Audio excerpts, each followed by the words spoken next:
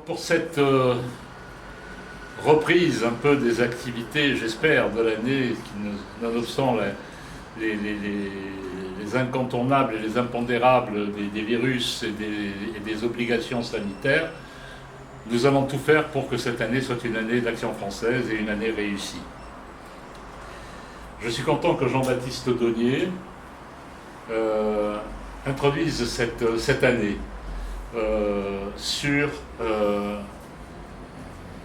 puisque la journée est consacrée à Maurras, donc sur Maurras. Je lui laisse un peu la liberté des aspects de Maurras, parce que Maurras, comme vous le savez, pour la plupart d'entre vous, c'est un personnage à multiples facettes au niveau intellectuel. Il y a la poésie, il y a la philosophie, il y a la politique, il y a même la théologie. Donc, je lui laisse un peu le choix des armes. Mais cette conférence vaut également comme cercle d'études. Et un cercle d'études particulièrement exceptionnel. Par ailleurs, vous savez, vous connaissez toutes les annonces que fait l'Union royaliste provençale sont relayées dans un blog qui s'appelle Je suis français, que la plupart d'entre vous connaissent. Et ce blog est un véritable thésaurus pour ceux qui veulent travailler là-dessus. Les articles sont exceptionnels, les commentaires importants. Ce blog est lu actuellement plusieurs centaines de fois par jour. Il y a plusieurs centaines de connexions par jour. Je ne me rappelle jamais le nombre. On me dit quelquefois 600, on me dit quelquefois 700, quelquefois ça tombe à 500. Mais c'est dans ces eaux-là, ce qui est énorme. Il n'y a aucun quotidien aujourd'hui qui est lu, du moins les quotidiens dans nos milieux, qui est lu à ce niveau. Il est lu par ailleurs un peu partout dans le monde, puisque nous avons un système de repérage des gens qui s'y connectent. Il est lu entre la Floride, San Francisco et Bangkok, Hong Kong et le Canada, et même la Russie également. Donc, c'est un véritable moyen de recherche pour ceux qui veulent travailler sur la pensée maurassienne, sur l'action française et sur l'argumentaire royaliste. Il y a en ce moment particulièrement pas mal de vidéos de Bhoutan que je redécouvre, que j'avais découvert quand j'étais beaucoup plus jeune, mais pour moi sans passer inaperçu, et aujourd'hui je les découvre et je me demande comment j'ai pu passer au travers d'un tel trésor. Alors, soyez vigilants, regardez-les, parce que c'est vraiment exceptionnel. Si vous lisez et si vous regardez ces vidéos, vous aurez tout l'argumentaire nécessaire et possible pour répondre à n'importe quel interlocuteur. N'oubliez pas qu'à l'Action française, c'est le parti de l'intelligence. Et Edwy Plenel, vous le savez, disait l'emmerdant avec l'Action française, c'est qu'ils sont intelligents. Et cette intelligence, c'est le fait de notre culture maurassienne. Aujourd'hui, Maurras est beaucoup plus cité par les non-maurassiens, ou enfin par les gens qui ne sont pas de nos milieux, que par les maurassiens eux-mêmes, que par les gens d'Action française. Il suffit d'écouter ces news le soir, Zemmour le cite pratiquement un soir sur 3. Et pour des centaines de milliers et même des millions de téléspectateurs. Bon, je pense que vous avez eu assez de verbiage aujourd'hui, mais là, on va passer à un niveau supérieur. Et je remercie Jean-Baptiste Daunier, qui ne m'a jamais répondu négativement à une invitation que je lui ai faite.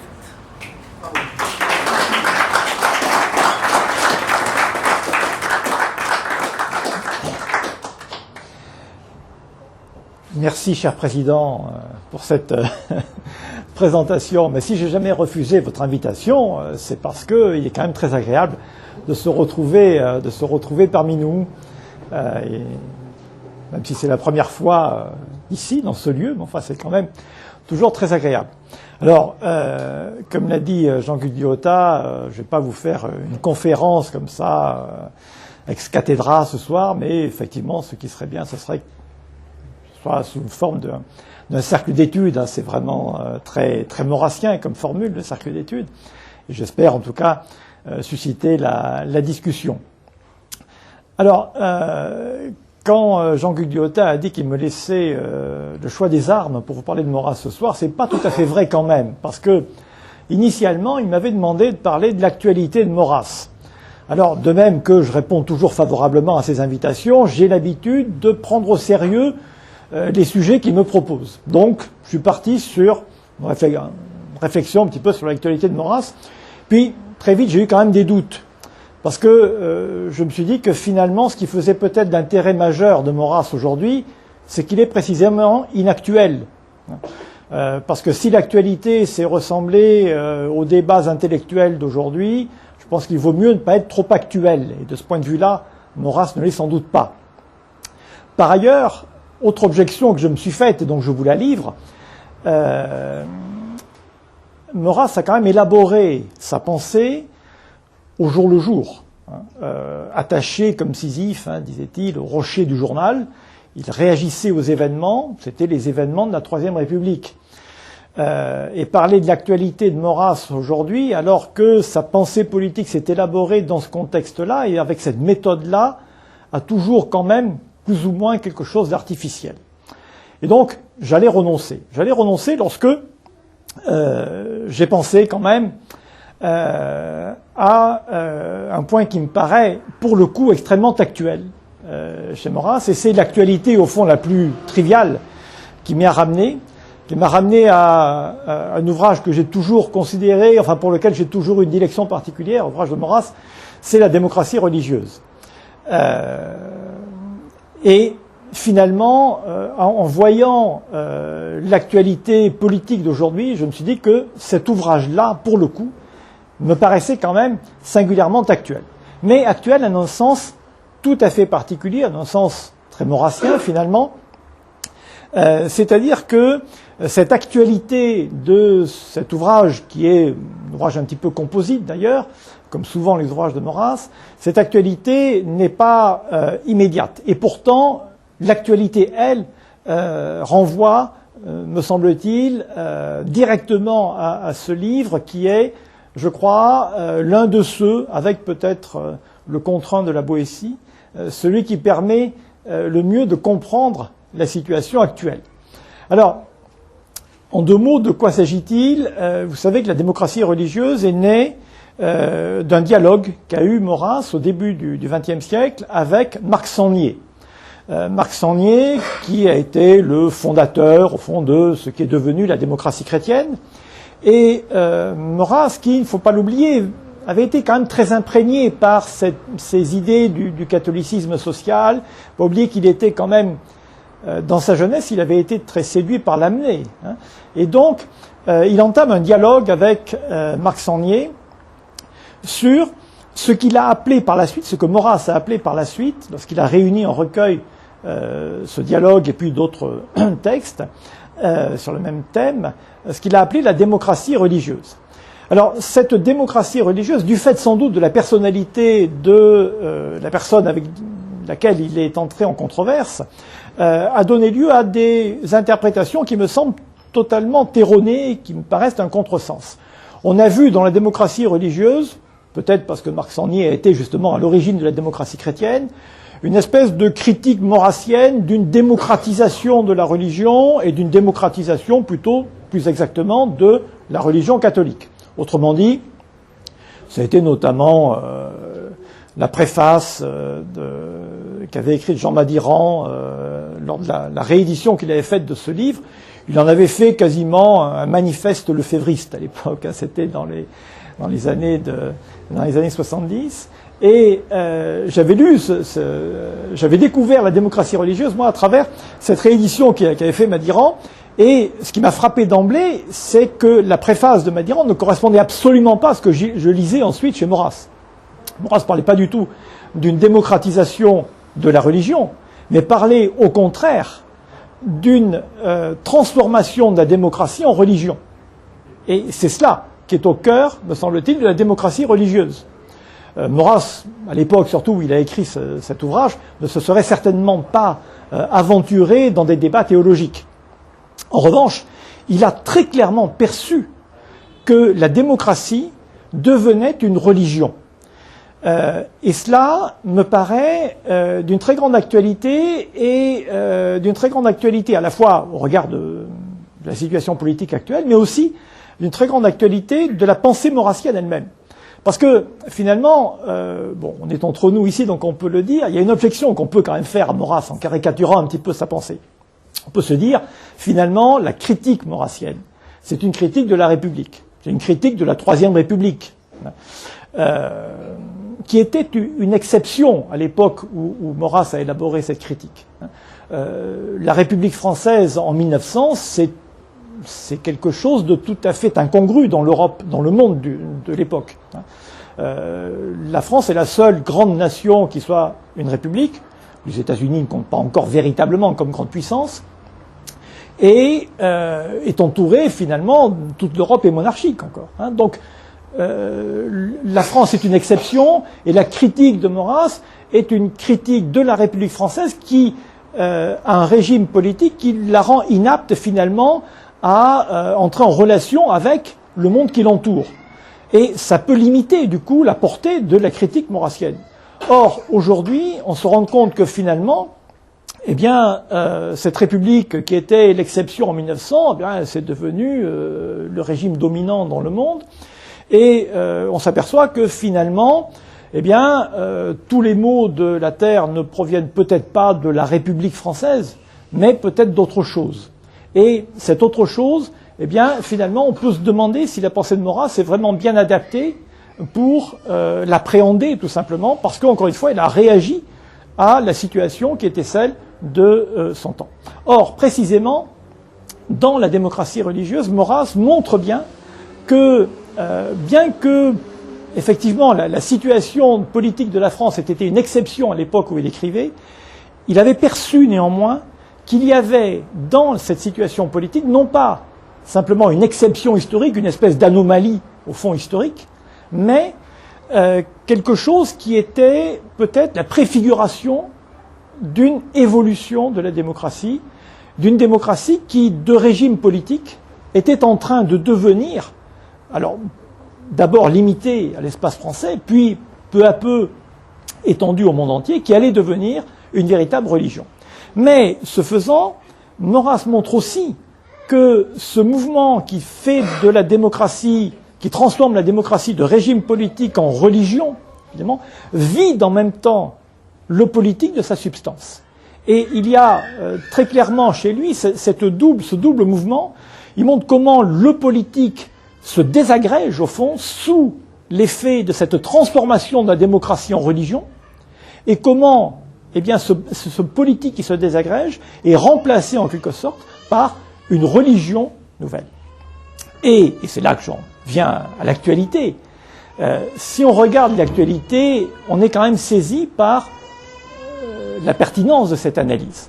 Alors, on parle depuis longtemps, c'est devenu presque un lieu commun, de la religion des droits de l'homme, par exemple. Il est vrai que les droits de l'homme sont devenus une sorte de religion universelle qui se comporte comme une religion, qui a même ses martyrs, après tout, qui a ses rites, qui a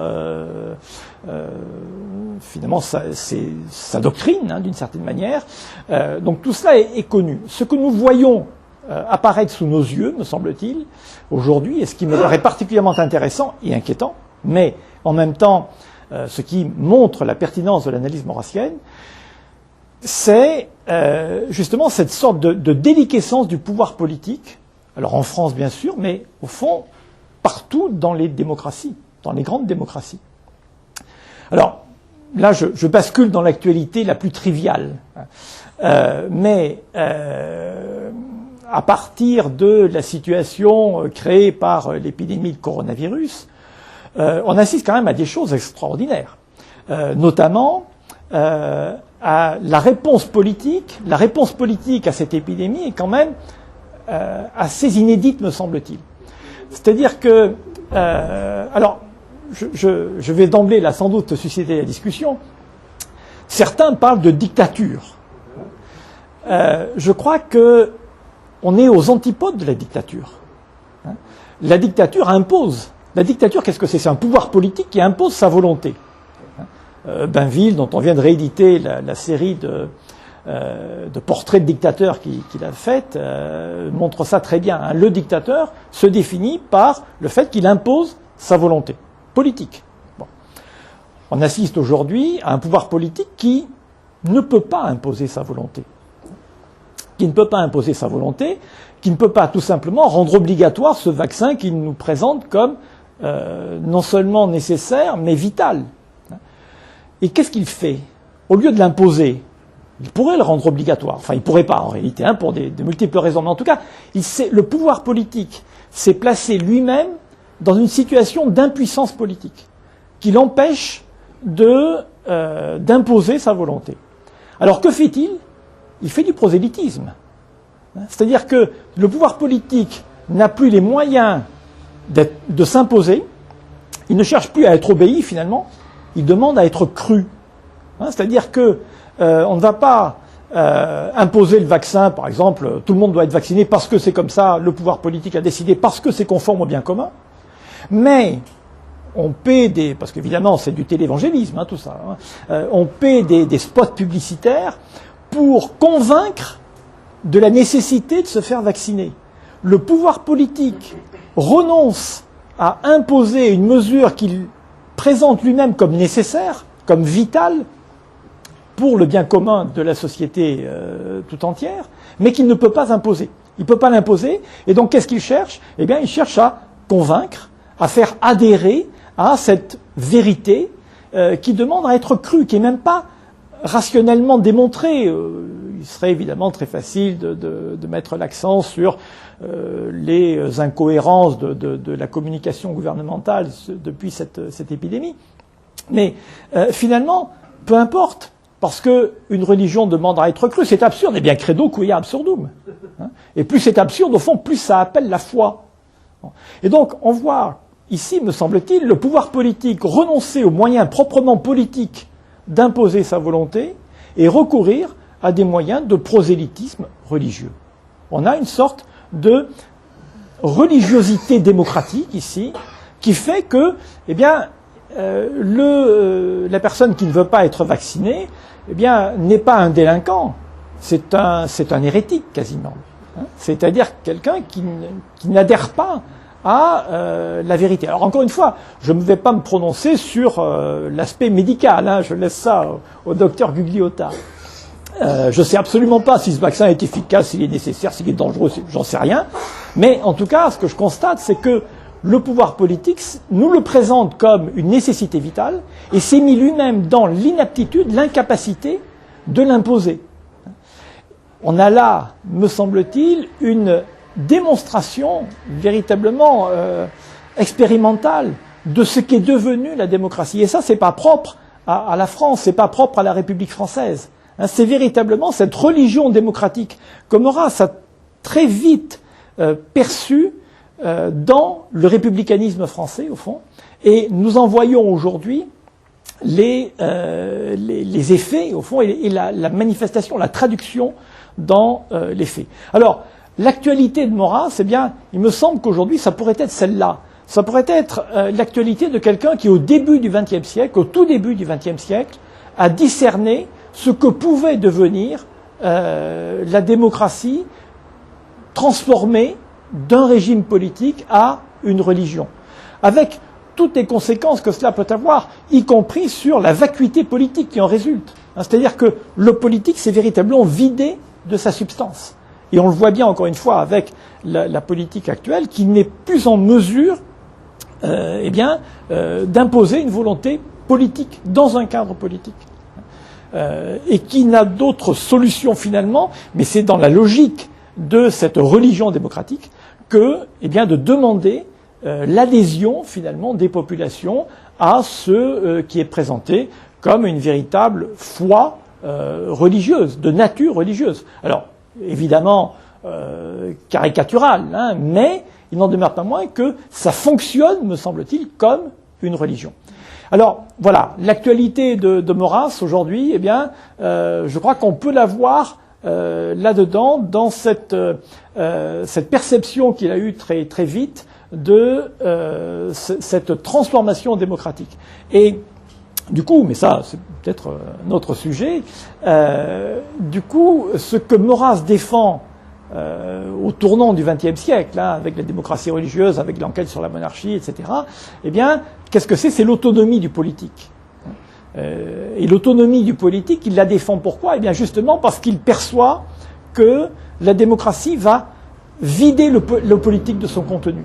Et face à cette démocratie qui vide le politique de son contenu, eh bien, ce qu'il essaie de défendre, c'est l'autonomie du politique face aux religieux. Alors, d'où le malentendu, le contresens monumental qui va amener à la condamnation de l'Action française par Rome. Mais le religieux qui est visé par Maurras, c'est pas le religieux catholique, c'est cette démocratie religieuse qu'il voit poindre et face à laquelle, justement, il défend l'autonomie du politique. Voilà ce que je voulais vous dire très, très rapidement ce soir, en espérant vous avoir suffisamment choqué pour susciter des réactions.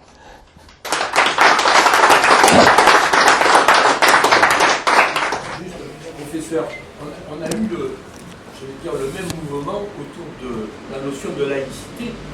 Tout à fait, bien sûr. Le mot église, nouvelle église, a été employé, y compris, j'allais dire, par des hauts représentants du gouvernement. Un ministre de l'Éducation, il n'y a pas si longtemps que ça. Tout à fait, vous avez entièrement raison. La laïcité est par excellence la religion, mais la religion, alors pour le coup, ça nous renvoie à une situation qui est quand même très française.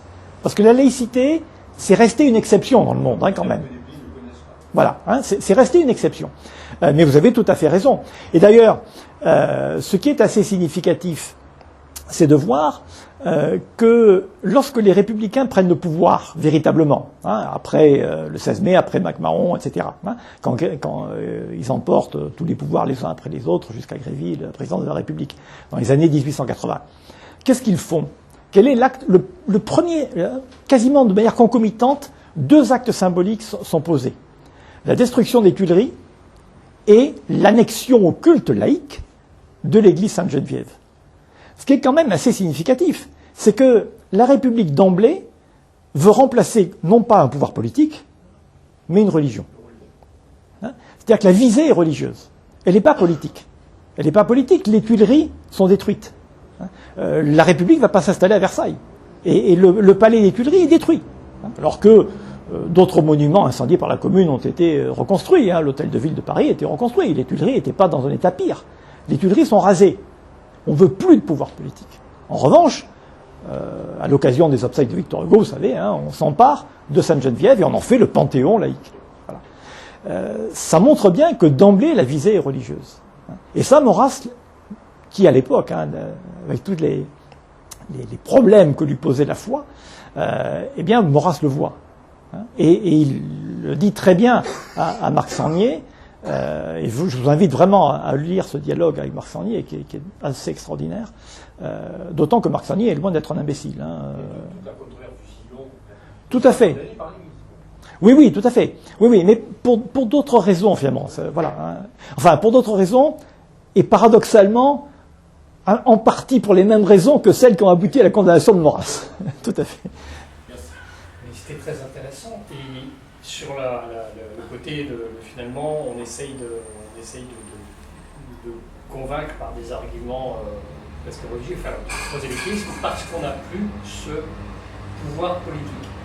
Qu'est-ce qui a fait que les pays occidentaux, en règle générale, puisque c'est pareil aux États-Unis, c'est pareil, n'ont plus ce pouvoir politique? D'où vient cette disparition, en fait? Eh bien, justement, je pense que c'est ce que montre Maurras, c'est que la démocratie s'est vidée de son contenu politique pour devenir une religion. La Troisième République avait quand même un certain pouvoir. Tout à fait, c'est vrai. Ils ont fait, enfin, bon, ils sont effondrés en 40, mais ils ont fait face à la Première Guerre mondiale. C'était quand même un régime qui était très instable au niveau ministériel, mais qui a eu une durabilité il y a 70 ans. Hein. Tout à fait. Et qui a été en mesure d'utiliser des moyens politiques. Parfois à tort et à travers, mais enfin, en tout cas. Sous la Ve République, sous le tout à fait, bien sûr, bien sûr. Et c'est quel a été le basculement? Alors, je ne sais pas exactement quels sont les éléments qui ont amené ce basculement, mais ce qui me paraît évident, c'est qu'on le vit sous nos yeux. Oui, oui, ça. Hein? Et c'est général parce que c'est. Tout à fait, tout à fait, tout à fait. Hein. C'est-à-dire qu'on voit ici... Oui, mais alors justement, c'est lié quand même à cette religion démocratique. C'est-à-dire que ça touche quand même les pays démocratiques, enfin au sens justement, au sens commun du terme. Hein. C'est-à-dire ces pays dans lesquels la démocratie n'est pas simplement un mode de gouvernement, mais est fondée sur des valeurs. On aurait pu parler aussi de la loi récente défendant les valeurs de la République. Hein. Voilà, ça participe de la même idée. Et je crois qu'il y a en tout cas une corrélation entre finalement la perte de substance du pouvoir politique et cette hypertrophie des valeurs démocratiques qui peu à peu remplacent justement... Par exemple le fait que les gens ne vont plus voter. Alors peut-être, ça peut être aussi une explication, effectivement, une sorte de prise de conscience plus ou moins implicite du fait que le politique est devenu impuissant. Tout à fait. Mais tout cela me paraît quand même assez concomitant. Ou tu un briquet. Tout à fait, tout à fait. Je pense quand même qu'il y a une particularité française dans ce rapport religion-démocratie. D'abord, je le vois dans le fait que la Troisième République a passé son temps à chercher une religion de remplacement au catholicisme. Ça a été la mutualité, ça a été la franc-maçonnerie. Elle a toujours cherché comme ça à... C'est vrai. Par ailleurs, il me semble aussi qu'il y a une part... Alors que dans d'autres pays, ce culte de la démocratie n'existe pas. On vit dans un régime démocratique, mais on n'a pas le culte de la démocratie, d'autant que dans les monarchies existantes, le chef de l'État est aussi chef de l'Église nationale, ce qui permet... Dans les pays protestants, oui. Le dernier point, il me semble aussi qu'en France, il y a une particularité qu'on ne trouve pas dans notre pays, qui est le culte de la loi. En France, la loi est soignante, elle est thaumaturge. Il suffit de prendre un texte pour régler le problème. C'est aussi un acte de foi complet. C'est vrai. Voilà. C'est vrai, oui, tout à fait, vous avez tout à fait raison. Il y a une spécificité française, elle est incontestable, et vous avez très, très justement mis l'accent sur ce qui fait cette spécificité française. Hein, c'est vrai. Mais justement, pour reprendre le dernier point que vous abordez, celui de la loi, il est quand même significatif de constater que même dans un pays comme la France, qui a cette espèce de religion de la loi, effectivement, eh bien, la loi est devenue elle-même impuissante à imposer une solution politique. Hein. La loi elle-même ne suffit pas. Ça n'est plus son but. Exactement, c'est plus son but. Quel est son but? Là, je pense que vraiment, mais là, on descend très bas. Hein. Je crois que là, le but, c'est simplement de l'annonce, hein, comme on dit. Voilà, c'est de la communication. Voilà. Hein. La loi, le gouvernement, tout ça, c'est fait pour faire semblant pour remplir le vide, justement. Mais cela dit, mais cela dit, c'est quand même pas sans lien avec justement ce qu'on disait précédemment, parce que ce vide. Eh bien, il est comblé par ce vide politique est comblé finalement par encore des lois qui sont votées à profusion, par un gouvernement qui fait semblant d'exister, par des annonces. Hein, voilà, on comble un vide finalement. Mais le vide apparaît de plus en plus. Oui. Deux remarques, c'est que dans la plupart des pays autres que la France, la démocratie, selon la formule aristotélicienne, est conçu comme un moyen de gouvernement. C'est un moyen de gouvernement comme l'aristocratie ou la monarchie, voire même ou la dictature. En France, la démocratie n'est pas conçue comme un moyen de gouvernement, mais elle est conçue, ce qui me semble, comme un moyen de transformer l'homme. Oui. Je reprends la citation de Marc-André Sand à propos du ministre de l'Éducation nationale. Le but de l'éducation, c'est de transformer l'homme. C'est de créer le nouvel homme. Ce qui fait son caractère particulièrement totalitaire. Tous les régimes totalitaires, que ce soit le régime nazi, que ce soit le régime communiste, que ce soit le régime de Pol Pot, ont eu comme objet de vouloir transformer l'homme dans une certaine image. Deuxièmement, pour aller dans le sens de ce que tu dis sur le fait que la démocratie est vidée de son côté politique, c'est qu'aujourd'hui, lorsque le gouvernement français, par exemple, c'est ce que je connais le mieux, fait une loi ou publie un projet de loi, et qu'il y a des manifestants qui contestent, par exemple, la loi des retraites, ou la loi sur le travail, ou n'importe quelle loi, le premier argument qui apparaît, c'est « il n'a pas suffisamment convaincu ». Et on retrouve là le problème de la foi. Oui. Oui, effectivement, hein, c'est vrai. Ça va dans le sens de ce que tu disais. Tout à fait. Alors, juste une remarque sur le premier point, à savoir, là encore, la spécificité française. Oui. C'est vrai, encore une fois, hein, je ne nie pas qu'il y ait une spécificité française. En revanche, ce qui est sûr quand même, c'est que dans les instances supranationales ou internationales, il y a quand même une pression des valeurs démocratiques, alors qui sont utilisées ensuite par les États en fonction de leurs intérêts, hein, bien entendu.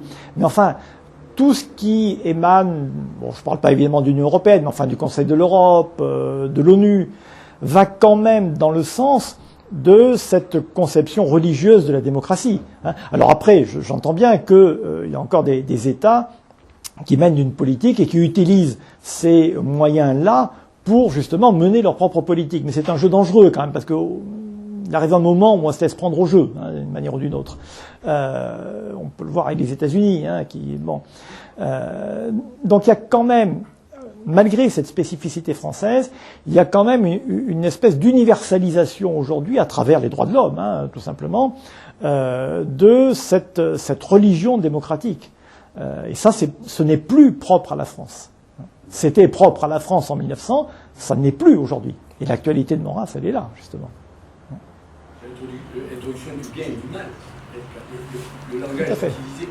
Tout à fait, bien sûr. Le langage religieux. Tout à fait. Le langage est effectivement assez significatif de cette conception religieuse de la démocratie. Le but, c'est le prosélytisme, au fond. Hein.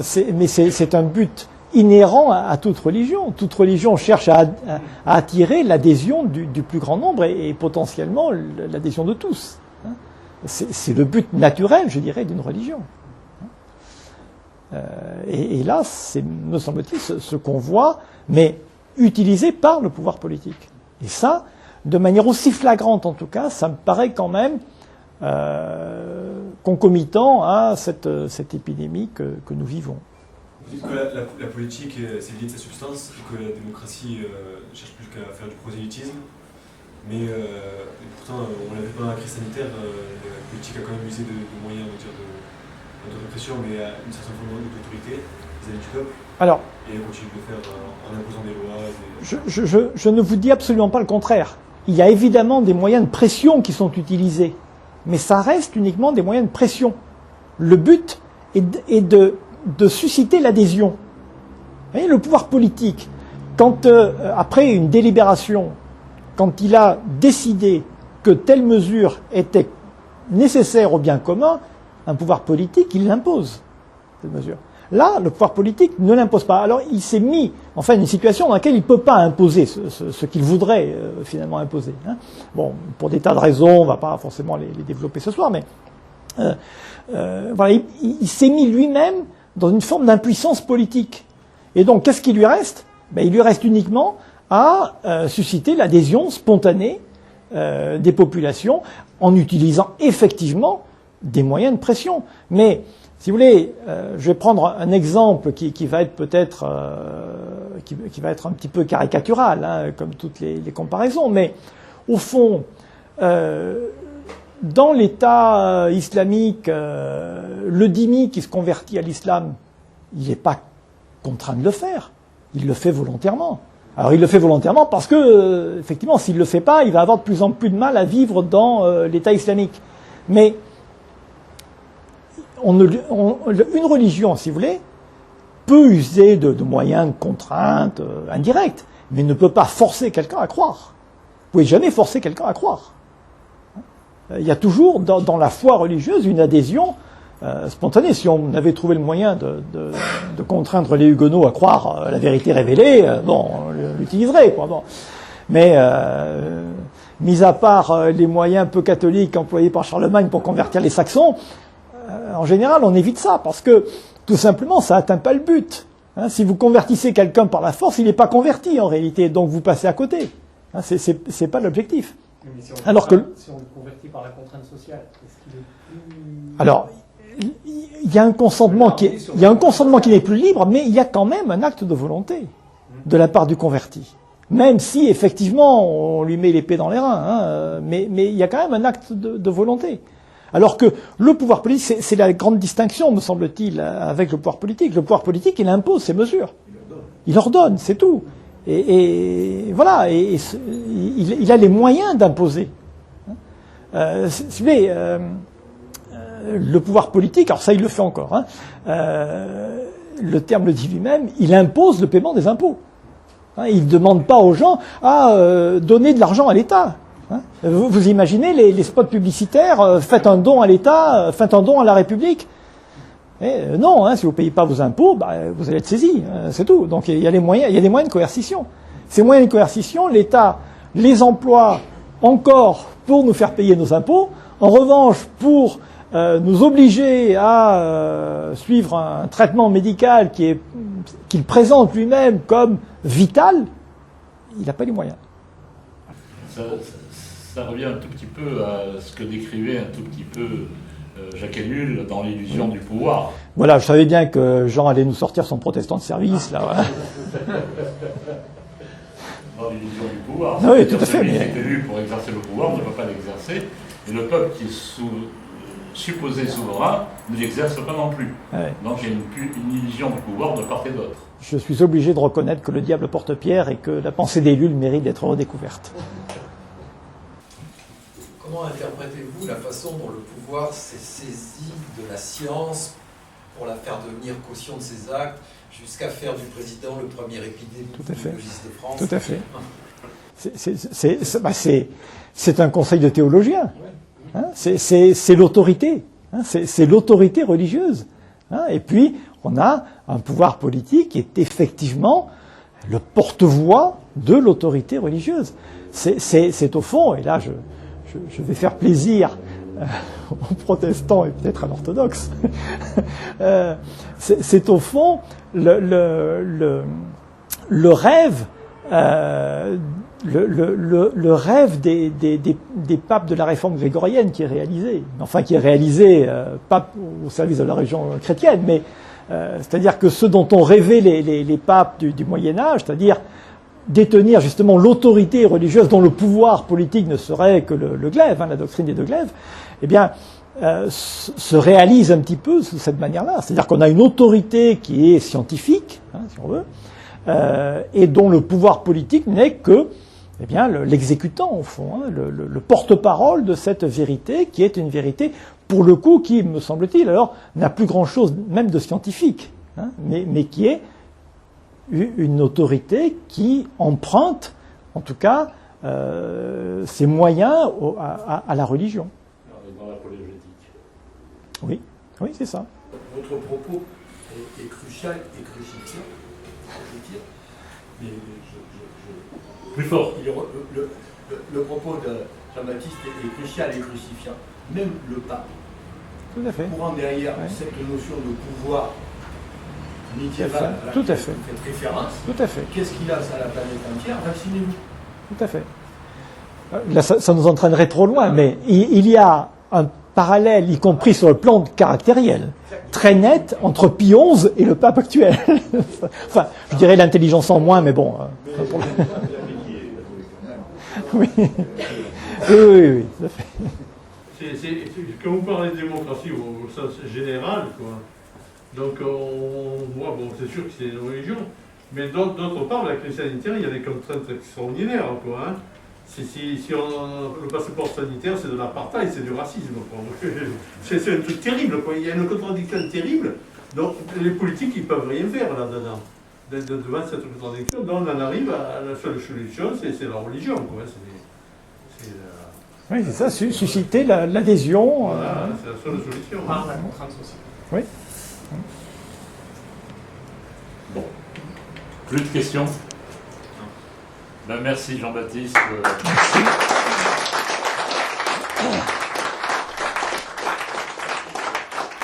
Merci aux applaudissements d'avoir interrompu ma phrase.